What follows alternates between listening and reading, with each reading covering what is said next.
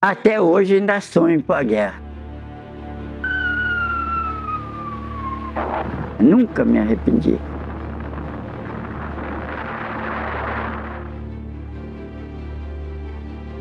Centenas de cadáveres conservados por causa do gelo. Se eu tivesse condições físicas, eu iria de novo.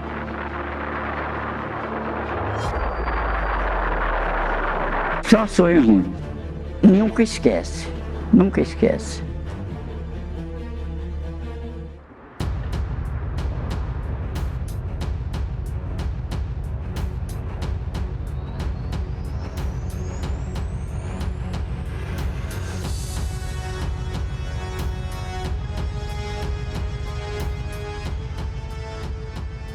Família um pouco temerosa, mas aceitou por questão de espírito de brasilidade. Os navios brasileiros tinham sido atacados pelos alemães e já se tinha um certo ódio do alemão. Por isso, a minha família aceitou plenamente a minha ida para a guerra.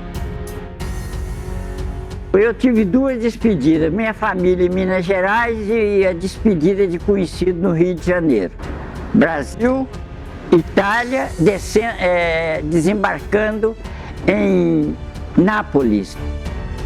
De Nápoles eu fiquei lá uns 2 dias e fomos para Livorno, depois Pisa. Recebi-o de braços abertos, porque além de nós estarmos lutando contra o inimigo dentro do território deles, nós também dávamos para eles coisas, café, balas, porque eles estavam, não tinha alimentação para eles. A guerra tira tudo, e o alemão não era perverso, não dava nada para o italiano. Eu tomei parte em 3 ataques na Itália. 2 a Monte Castelo e 1 em Montese. Nós fomos mal sucedidos em 3 ataques a Monte Castelo. Só no 4º, do dia 21 de fevereiro de 1945, é que as tropas brasileiras tomaram Monte Castelo.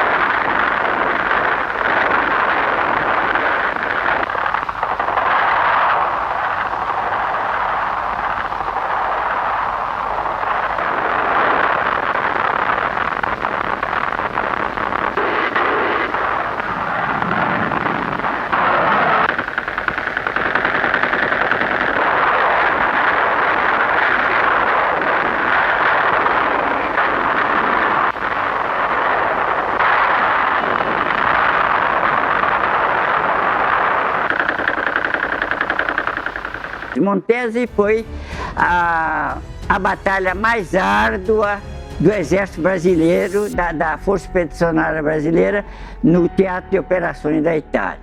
Porque lá era luta corpo a corpo, não tinha esse negócio de apontar sem ver o inimigo, não. A gente estava vendo o inimigo nos vendo.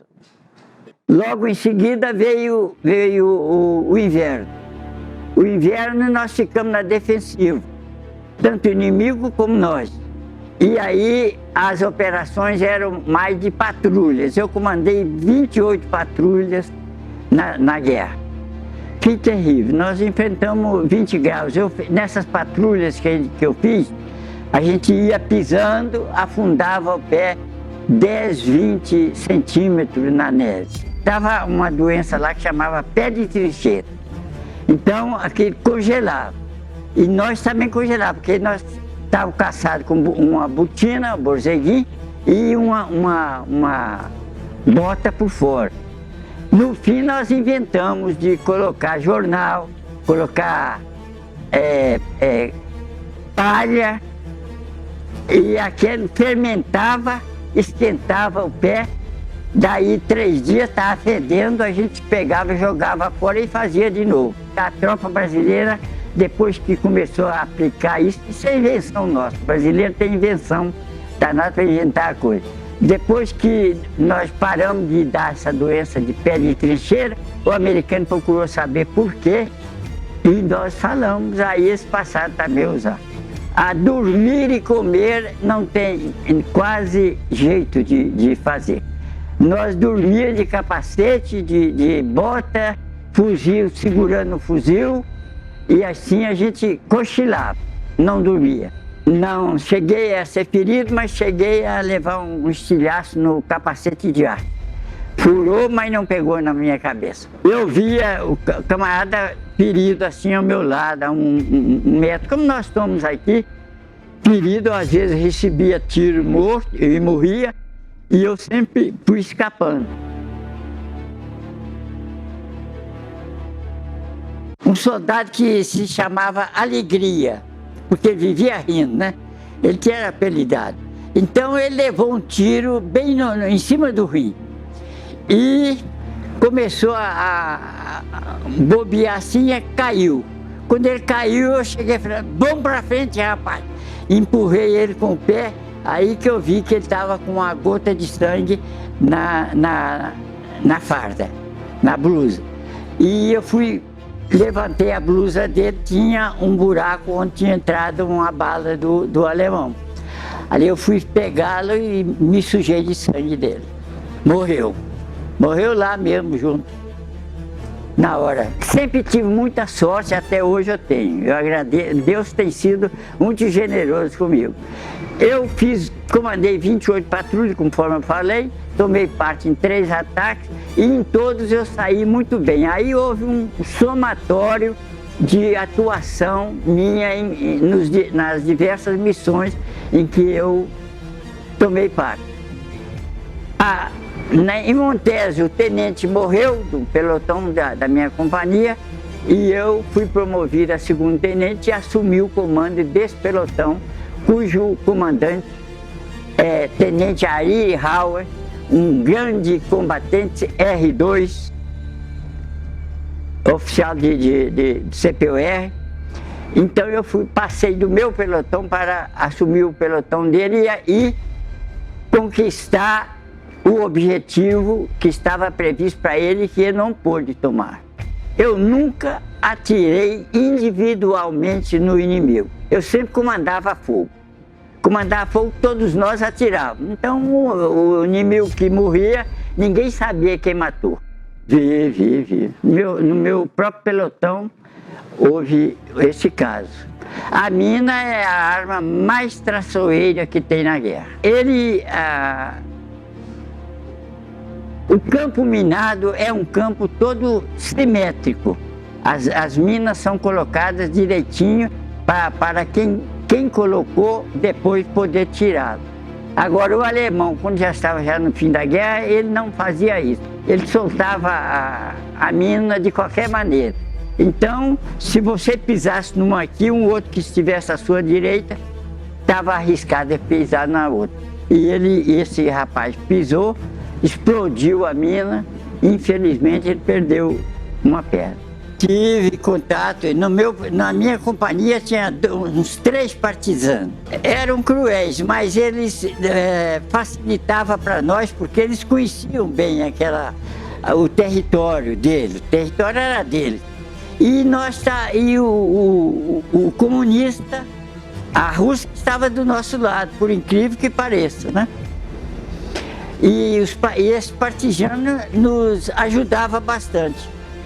Às vezes eles queriam ir alguns foram até a patrulha, integrando patrulha. Eu fiz uma patrulha que o alemão atacava as tropas brasileiras isso é na defensiva, toda meia-noite. Então, chegava meia-noite, eles atiravam nas nossas posições e a gente não podia nem sair do abrigo porque seria atingido.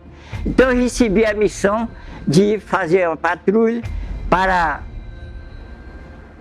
destruir esses alemães que nos prejudicavam. Quando chegou a hora para fazer a patrulha, eu eu recebi ordem para sair às 9 horas da noite e eu preferi sair às 7 horas. Quando eu cheguei lá, o alemão também tinha antecedido 2 horas. Quando ele chegou, eu já estava. Então, ele foi recebido a tiro. Aí nós pegamos fizemos prisioneiro, eu com um soldado na frente, chegou a ponta da patrulha, ponta quer dizer um elemento que vai na frente da patrulha. E esse camarada chegou, o soldado que estava comigo pediu para atirar nele. Eu falei, não atira. Deixa que ele chega, estava de noite no escuro, o soldado deu uma coronhada na cara dele e eu abafei logo para ele não gritar, para não alertar o resto da patrulha que vinha atrás. Aí eu pedi fogo de artilharia. A artilharia colocou fogo, as bombas, exatamente onde estava o grosso da patrulha alemã e acabou com ela. Mas depois a nossa tropa foi considerada pelo comandante do 4º Corpo de Exército, do 5º Exército Americano, que era o que lutava na Itália. Ele elogiou as tropas brasileiras como sendo uma das melhores que participaram da força da Segunda Guerra na Itália. Eu fiz, pessoalmente, com meu soldado, 18 prisioneiros. Tinha uma cratera de bomba de aviação pertinho, então os alemães eram muito altos e eu sempre baixinho. Fazia sinal para o alemão, porque o alemão é um soldado muito bom, mas enquanto ele estivesse separado da gente. No momento que ele caía prisioneiro, ele se entregava física e moralmente. Então a gente fazia aquela revista neles e empurrava eles para dentro dessa cratera. Mas o brasileiro é um povo diferente dos outros povos. Ao invés da gente querer fazer maldade com eles, a gente dava cigarro e balas para eles e eles ficaram com uma impressão muito boa nossa. O 3º Sargento Celso Raciop, ele era de Belo Horizonte. Esse companheiro também atacou comigo Montesa. E ele levou um tiro na nádega, que atravessou as 2 nádegas, e um soldado alemão que entendia de saúde, fez um curativo nele. E depois ele se recusou a ir para a retaguarda. Queria continuar na luta, mesmo ferido. Mas depois ele veio a falecer. Então foi um dos amigos meus que morreram na guerra e que eu tenho muita saudade, porque nós éramos muito próximos um do outro. Eu fui com o meu capitão para identificar o pessoal que era da minha companhia. E identificamos, descobrimos, e nós pegávamos esses cadáveres e empilhava, né, para depois mandar para a retaguarda e dali dar destino, sem dúvida. Esta foi a última, a Segunda Guerra Mundial foi a última, e a última definitivamente, porque não haverá mais guerra desse tipo. Hoje as guerras é mais feita pela aviação. Os exércitos serão reservados para ocupar a terra depois do inimigo ter se rendido e fazer a administração e alimentação do povo que sobrar.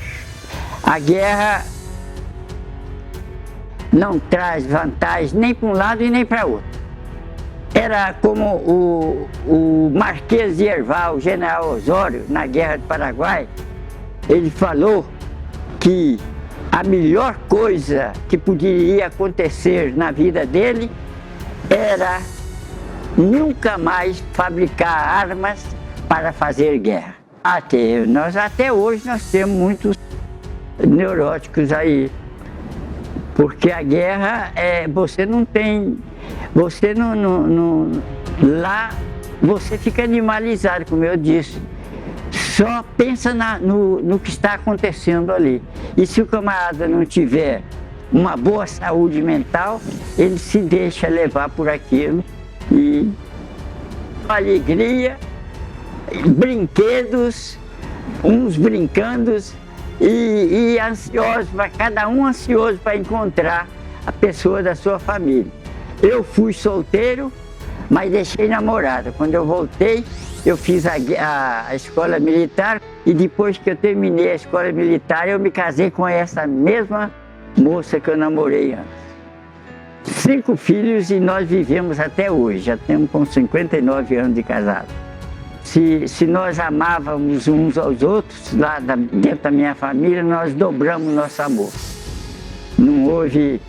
Não tive problema de neurótico para estar brigando com a família, pelo contrário. E se fosse preciso de recomeçar tudo de novo no casamento, eu recomeçaria.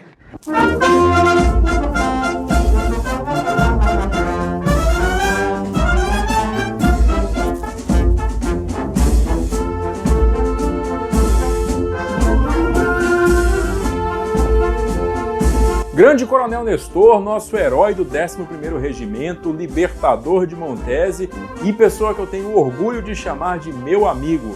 Um grande abraço, um feliz aniversário de 103 anos. A minha saudação para o senhor, coronel, grande abraço remoto aqui de Júlio César da Sala de Guerra. Sou o general de brigada reformado Luiz Eduardo Rocha Paiva, filho do então Tenente Paiva do Regimento Sampaio, veterano da Força Expedicionária Brasileira. Estamos celebrando os 103 anos do Tenente Coronel Nestor, também herói da Força Expedicionária Brasileira, que participou de diversos ataques da Força, com destaque para a conquista de Montese e o comando de cerca de 20 patrulhas de reconhecimento e combate. Parabéns, nobre veterano! O Brasil reconhece o seu valor.